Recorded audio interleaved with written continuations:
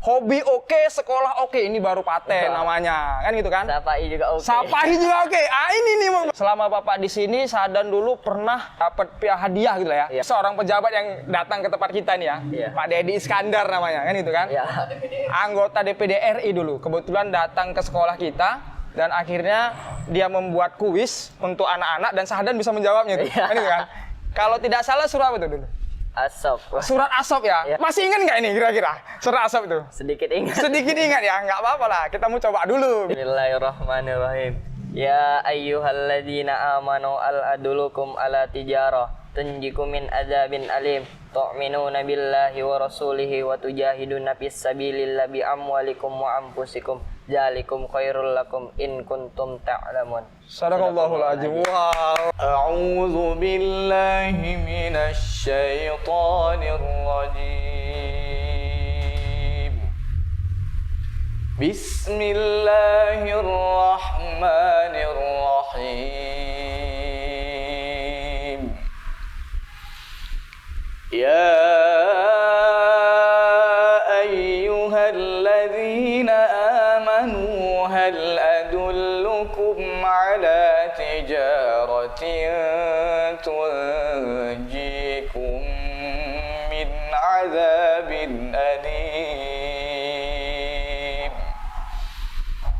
Tu'minuna billahi wa rasulihi wa tujahiduna fi sabilillahi bi amwalikum wa anfusikum dzalikum khairul lakum in kuntum ta'lamun.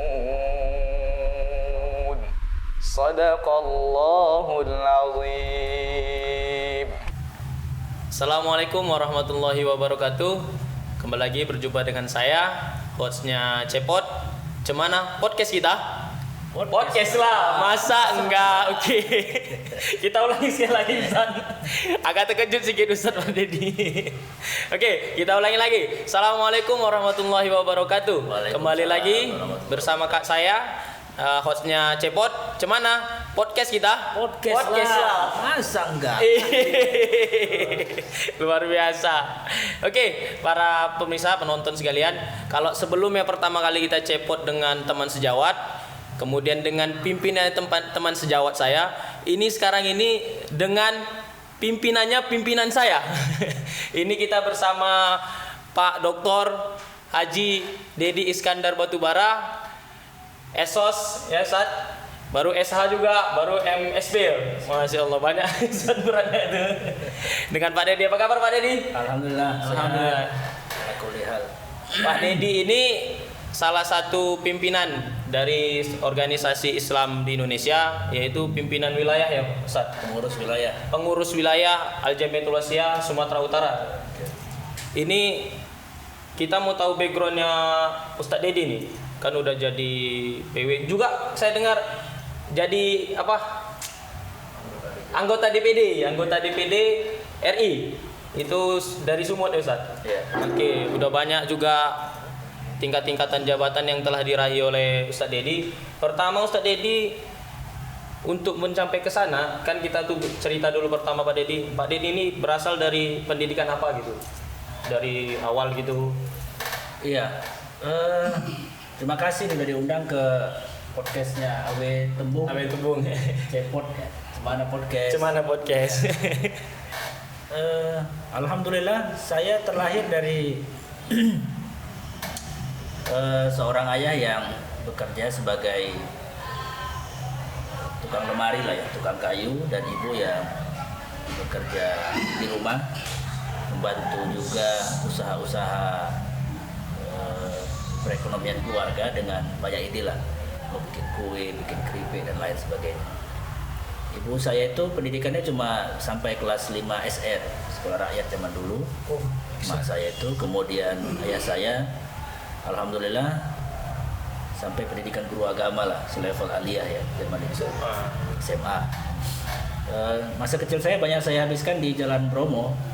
Jadi termasuk saya bersekolah di SD Al-Wasdiyah Jalan Bromo, Gang Aman atau Gang Kurnia.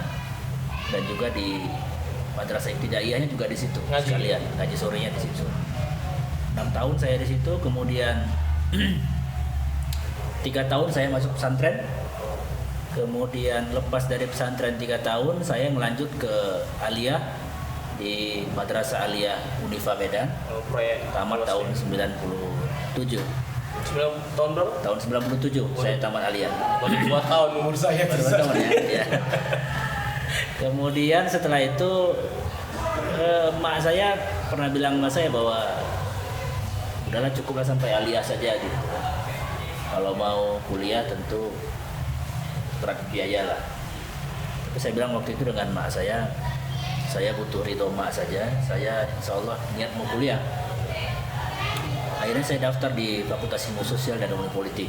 Tahun berapa itu Ustaz? Tahun 98 ya saya kuliah. Divisi Puisu waktu itu. Wisu.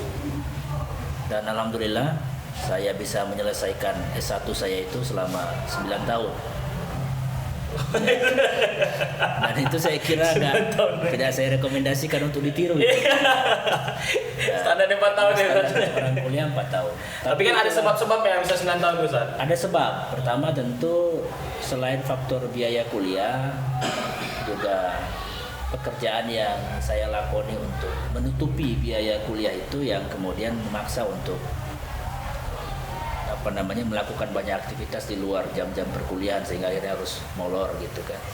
Tapi alhamdulillah setelah selesai itu saya justru semakin termotivasi waktu itu. Begitu selesai S1 saya juga sebelumnya mendaftar di Fakultas Hukum di Universitas Al-Wasliyah Medan. Setelah S1 itu juga? S1 juga. Sama waktunya gitu. Waktu tamatnya hampir sama, tapi saya menyelesaikan Fakultas Hukum saya itu selama 5 tahun. Jadi tahun 2006, 2007 saya tamat dua-duanya. Tahun 2008 saya mendaftar untuk melanjutkan ke S2.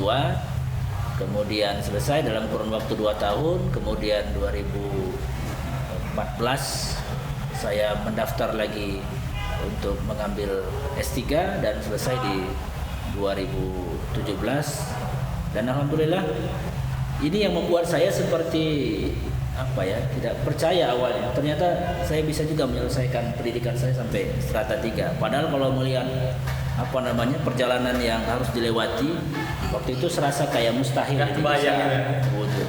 Tapi itu yang membuat saya semakin yakin bahwa kuasa Allah itu luar biasa berlaku bagi hambanya.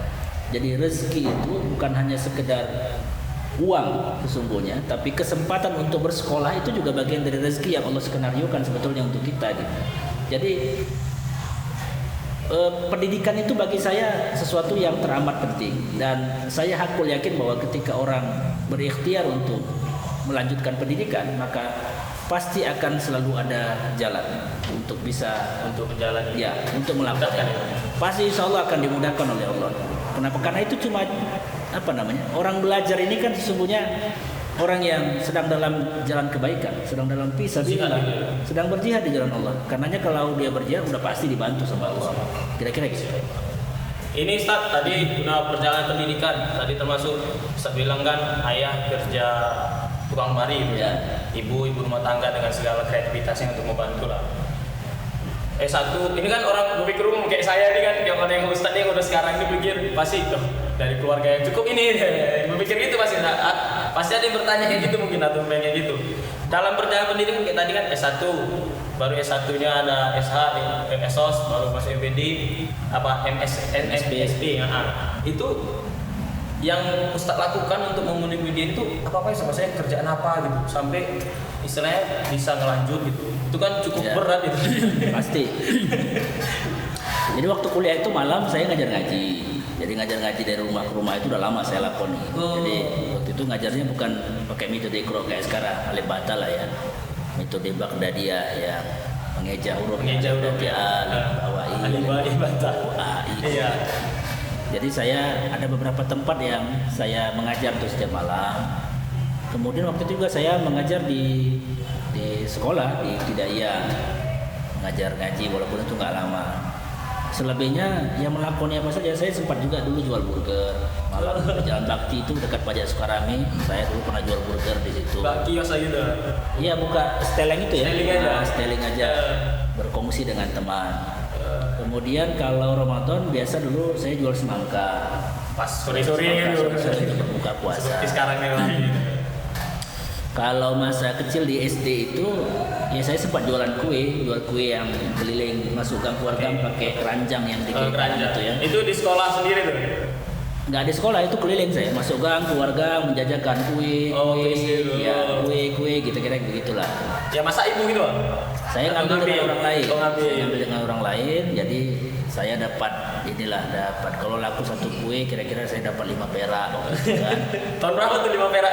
5 perak itu tahun berapa itu ya? Tahun 90 ya antara 88 sampai tahun 91 Karena lah. zaman saya juga udah nggak ada 5 perak. Iya, masih ada limper waktu itu namanya. Limper, ya? Oh, limper 5 perak. 5 perak. Jadi alhamdulillah saya punya motivasi memang untuk bisa survive.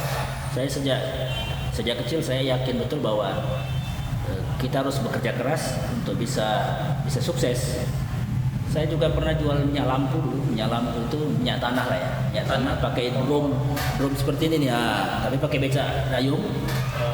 Yang dia model drum itu ditunggingin itu kalau di apa namanya? Ya, di becak. Jualnya literan. Saya waktu itu Keliling-keliling kan? Keliling. Saya waktu itu nggak mahir bawa becak. Becak mesin atau becak Becak dayung? dayung. Becak dayung. Di Jalan Bromo itu kan ada paret besar itu sebelah kanan, paret besar. Jadi saya masih belajar bawa becak waktu itu. Satu waktu karena memang belum lihai, ya saya becak berikut drum-drumnya masuk ke paret besar itu. Iya, istilahnya terjun bebas lah ya. Bebas, ya. Tapi alhamdulillah saya nggak cedera sama sekali meskipun minyaknya tumpah, drumnya jebur ke paret, peot lingkar becaknya. Ya itu saya lakoni juga waktu itu. Semasa kuliah memang aktivitas yang banyak saya lakukan untuk berusaha itu ya ngajar-ngajar ngaji itu sebetulnya. Saya juga dulu kebetulan kalau di masjid kami di tempatnya Ustadz Yunus kalau azan Jumat itu kan ada honornya itu. Nggak banyak sih honornya. Dari masjid ya. Waktu itu ingat saya berapa ya? 10.000 apa 15.000 kira-kira gitulah. Adalah tambahan dari situ. Iya, saya dengan Ustadz Yunus ini ya kadang-kadang bergantian. Nanti kami yang azan beliau tinggal di masjid kan, saya yang azan Jumatnya gitu. Ya lumayan lah. Setiap minggu ada yang kemudian bisa kita harapkan walau jumlahnya nggak besar. Tapi bagi saya motivasinya begini. Yang penting saya bekerja saja, berikhtiar saja. Soal nanti tiba masanya pembayaran uang kuliah, saya hak kuliahkan saja. Insya Allah nanti ada rezekinya ini. Begitu dikumpul selesai. Gitu. Walaupun saya kira butuh waktu ya, butuh waktu untuk menyelesaikan dan melewati proses itu. Tapi itulah Allah senantiasa memberikan jalan kemudahan. Jadi inna ma'al musri yusra, itu benar itu. Jadi dalam setiap kesulitan dan kesusahan selalu ada diikuti dengan kemudahan-kemudahan berikutnya. Kira-kira gitu. Masya Allah Ustaz. Itu tadi bahwasanya jelas sekali itu. Bahwasanya orang usaha itu nggak mengkhianati hasil ya kan? Jelas sekali. Tadi Muhammad Yunus yang dibilang oleh Ustaz Dedi itu adalah kepala madrasah dari Sanawiyah Al-Situbung sini. Jadi bisa dibilang juga dari hasil-hasil azan-azan itu mengarah ke jadi kepala sekolah. Di situ rezekinya luar biasa tuh. Jadi terbukti bahwasanya Allah akan memudahkan orang-orang yang melakukan usahanya tulus lah ya Pak, sungguh-sungguh insya Allah. Terus apa Ustaz Dedi?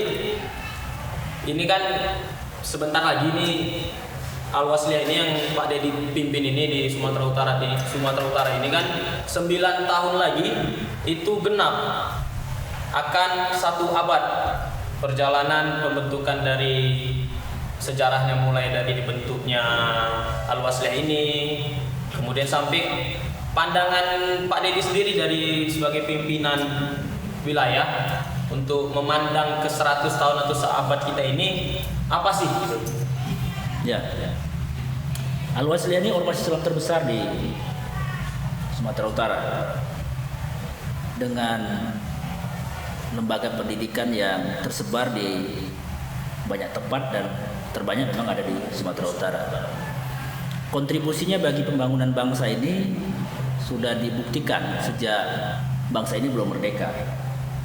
Jadi sejak tahun 30 ketika Wasliyah itu didirikan oleh para pelajar Maktab Islamiyah Tapanuli, dan kemudian itulah cikal bakal berdirinya sekolah-sekolah Al-Wasliyah, dia sudah berpikir soal mempersiapkan generasi hebat di masa depan.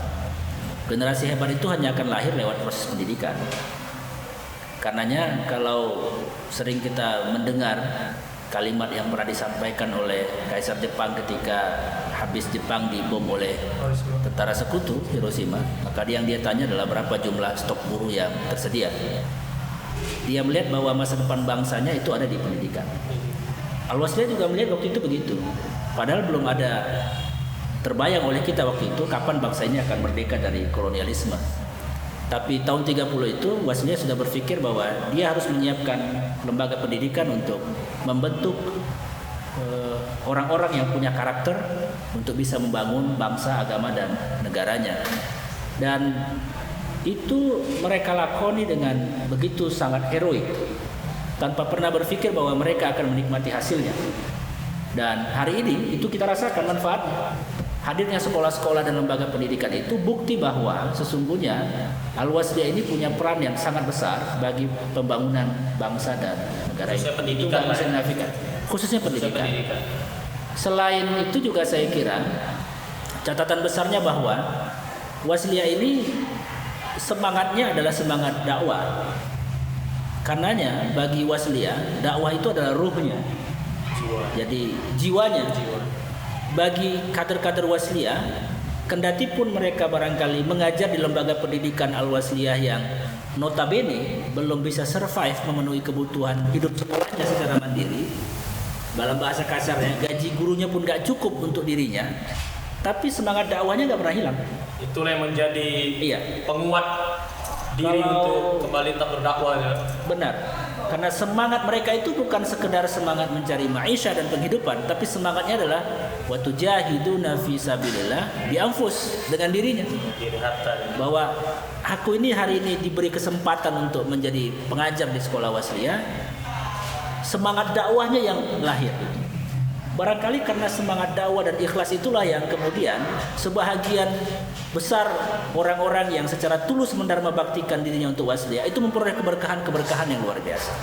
Saya harus akui bahwa hari ini posisi yang oleh Allah diamanahkan kepada saya sebagai anggota DPD, sebagai ketua Al-Wasliyah, itu bagian dari keberkahannya para guru, para ustadz yang mengajar di lembaga pendidikan Al-Wasliyah, ikhlas tanpa berharap waktu itu apa-apa. Tapi kalau sekarang tentu saja karena kompetisi pendidikan itu semakin maju dan berkembang, Wasliyah kita juga nggak boleh terbelakang. Apa yang hari ini dihadirkan oleh Al-Wasliyah Tembung ini dengan podcastnya, dengan lembaga pendidikan yang kompetitif, ini sebuah keharusan. Dan kalau kemudian dari tempat ini didapatilah kesejahteraan guru-guru dan warga Wasliyah, itu juga sebuah keniscayaan yang nggak bisa dihindari. Itu hukum asbab musababnya sudah jelas. Kalau sekolah ini besar, maka pastilah akan mendatangkan kesejahteraan bagi semua orang yang ikut mengurusnya. Itu pun berkat-berkat dari pendahuluan. Udah pasti. Berkah dari para pendiri, para ulama, orang-orang yang ikhlas dulu mewakafkan hartanya, mendharma baktikan dirinya untuk kemajuan Wasliyah. Semangat inilah yang saya kira harus tetap ditanam oleh seluruh kader dan warga Wasliyah menjelang 1 abad Al-Wasliyah ini. Kalau hitungan tahun miladiahnya memang 9 tahun. Tapi kalau hitungan tahun Hijriah, itu kan kita berdiri 9 Rajab 1349. Itu insya Allah hanya tinggal 7 atau 8 tahun lagi kita akan masuk ke 1 abad Al-Wasliyah itu. 1 abad itu kemudian itu bisa menjadi potret dari kondisi Al-Wasliyah kita yang sudah ada hari ini.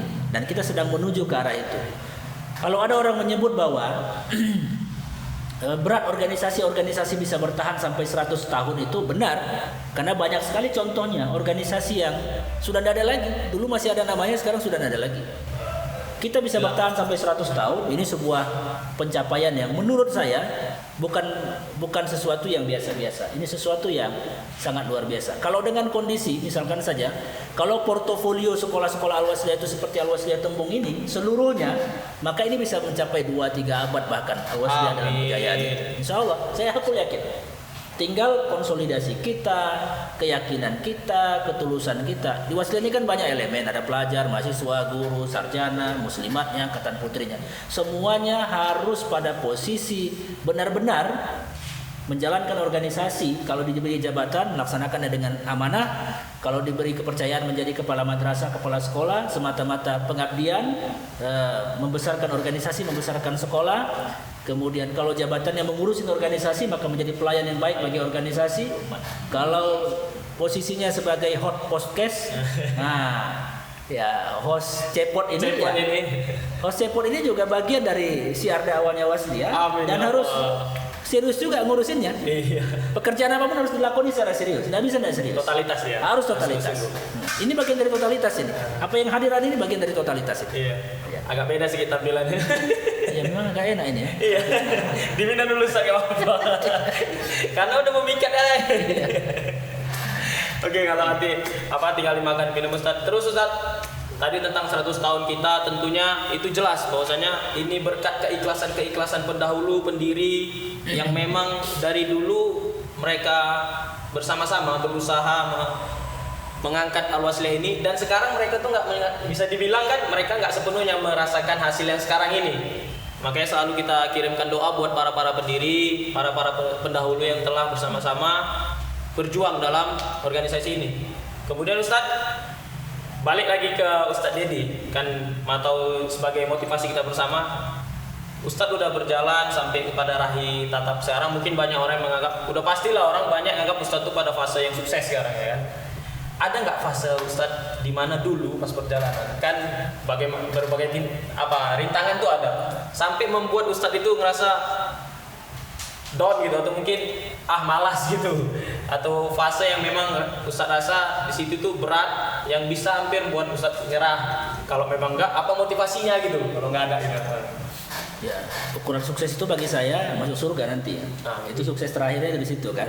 Jadi yang ini kan semua ini sukses perantara ini.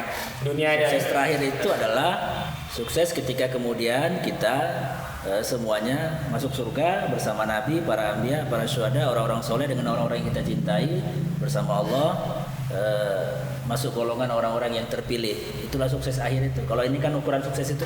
Kalau ukuran sukses itu materi, maka banyak orang kaya raya yang uangnya triliunan, bahkan milioner, orang terkaya di dunia ini, nggak pernah merasa sukses dia. Gagal rumah tangga, gagal ngurus pendidikan, gagal ngurus usaha. Ya kenapa? Karena ukuran sukses itu bagi saya sih variatif, bisa beda-beda alat ukurnya. Bagi seorang petani, sukses itu nggak perlu punya uang. Yang penting di belakang rumahnya masih ada sayur yang bisa diputik untuk dimakan. Iya, lumbungnya ada. Zuhur dia bisa ke masjid, asar dia bisa ke masjid, maghrib dia ke masjid. Udah, kemudian nanti malam dia bisa ikut pengajian malam Jumat, wirid. Ya udah, itu udah sukses bagi dia ukurannya. Tapi saya dan kita semua tentu berharap tidak hanya fit dunia sukses, tapi fil akhirah juga sukses. Saya kira semua orang pasti pernah mengalami fase di mana kemudian dia punya banyak masalah. Saya termasuk yang menghadapi itu. Saya pertama kali menghadapi problem terbesar itu barangkali ketika tahun 2000 secara politik ya, secara karir. Saya pernah jadi calon anggota DPRD Kota Medan dari salah satu partai di Medan tahun 2009.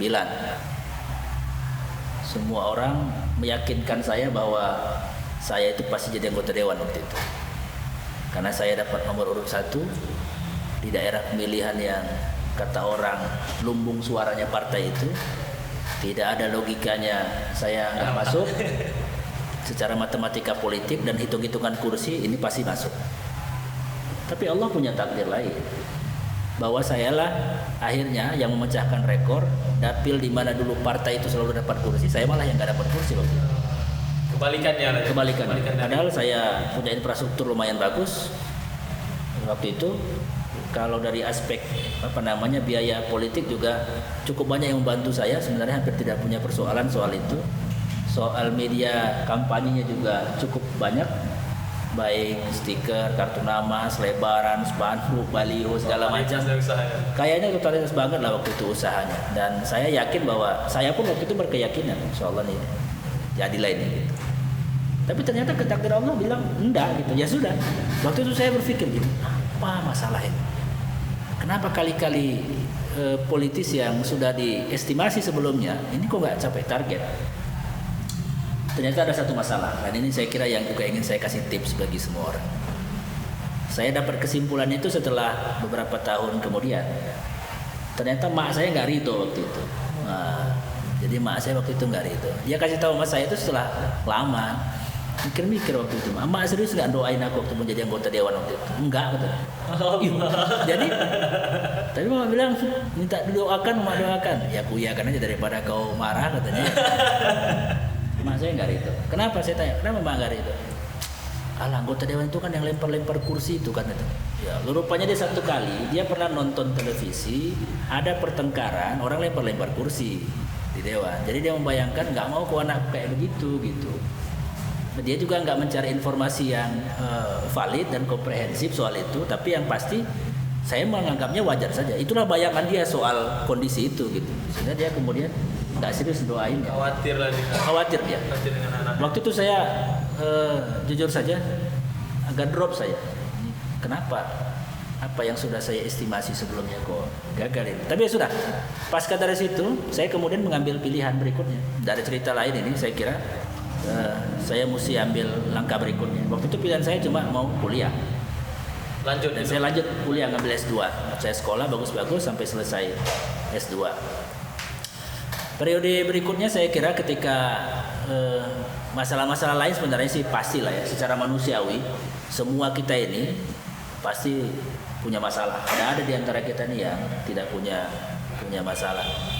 Dan yang paling baik di antara kita itu adalah yang mengambil hikmah dari semua masalah yang kita lewati dan hadapi. Cari hikmahnya. Apa problemnya? Kenapa kok masalah ini hadir? Apa hikmahnya? Udah pasti ada hikmahnya. Nggak mungkin nggak ada hikmahnya. Saya hakul yakin setiap masalah yang kita hadapi itu pasti akan ada hikmah terbesar di balik semua problem yang kita hadapi itu. Saya kira itulah satu di antara sekian banyak masalah. Nanti kalau saya ceritakan semua masalah saya, terakhir bukunya jadi masalah-masalah Pak Deddy Iskandar. Nanti bisa jadi buku Pancawati Somat 33 masalah, menyelesaikan masalah. Ini masalahnya.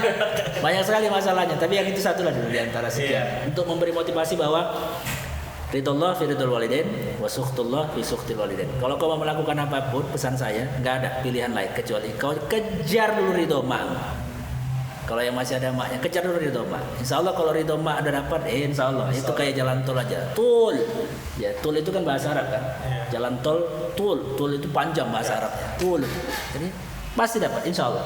Tapi jalurnya itu ya, ridho Allah tuh, ridho orang tua, ridho Allah lah itu. Iya. Penyalurnya gitu. Insya Allah. Itu salah satu ini juga, salah yang lain juga pernah juga Ustadz.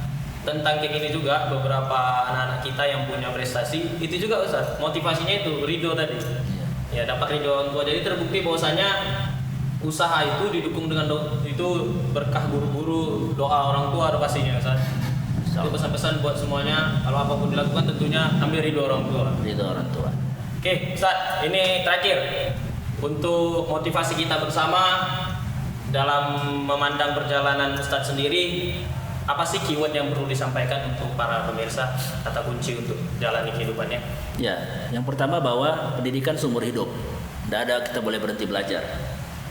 Jadi belajarlah terus, karena tidak ada istilah berhenti belajar. Kendati pun dulu podcast ini siapa yang pernah bisa menyangka? Kami generasi kami nggak familiar dengan podcast begini. Dulu itu cuma seminar, talk show gitu-gitu, dan itu pun tidak melalui media digital seperti ini. Tapi kita harus belajar.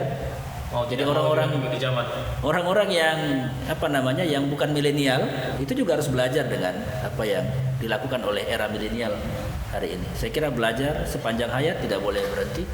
Kemudian yang kedua saya kira tidak ada kesuksesan tanpa ridho orang tua. Tidak ada keberhasilan tanpa restu dari ayah dan ibu, maka kejar itu. Kemudian yang ketiga, tidak akan pernah ada sebuah keberhasilan tanpa ada kerja keras. Intinya kerja keras. Dan saya tahu bahwa sekolah ini juga kemudian bisa tumbuh berkembang seperti ini karena kerja keras seluruh, saya menyebutnya tim lah ya. Saya menyebutnya kerja tim. Karena nggak ada yang Superman, yang ada super tim. Seperti Ya.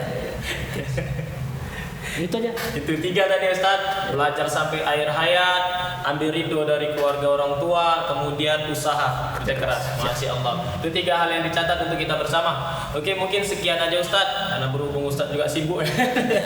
Mana tahu nanti ke depannya punya waktu luang kita lebih khusus lagi. Insya Allah nanti kita, ini bukan diundang sebenarnya, ini agak sedikit ditarik nih Ustaz. Tiba-tiba lagi ada acara di sekolah, hadir kita tarik Ustaz, pakai. Mohon maaf atas nanti ke tiba-tibaannya Ustaz. Mudah-mudahan ini tidak menyinggung. Semoga kita bersama juga dapat berkah dari Allah atas acara ini. Mungkin sekian aja dari kami. Terima kasih banyak Ustaz. Oke, semoga COVID stop berlalu. Kita dapat beraktivitas seperti biasa. Sekian dari kami. Saya Ramadan Saputra bersama dengan Dedi Iskandar Batubara. sekian kami. Wabillahi taufiq wal hidayah. Assalamualaikum warahmatullahi wabarakatuh. Cemana podcast kita? Podcast lah, masa enggak?